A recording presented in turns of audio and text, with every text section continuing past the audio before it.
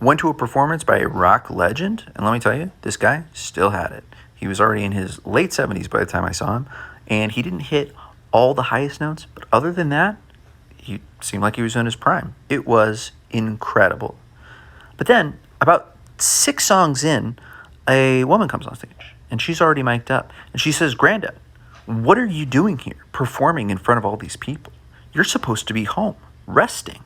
Well, the rock legend went, "Well, all these nice people came to see me play." And we all cheered. We loved hearing that. But the woman was adamant. She turned on us and said, "Shame on all of you.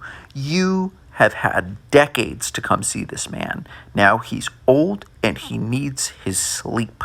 Well, now the venue owner's on stage. And he said, "Now, come on. These people have paid to see a show." And she looked at him and she goes, "Oh, you want to see a show?" Well, she took her grandfather's guitar and she began playing a song, and the band quickly followed her. And the rock legend didn't know what to do. He just stood there until a couple songs in, somebody bought him a chair. And then he just sat there in the chair, unmoving for the next 20 songs or so.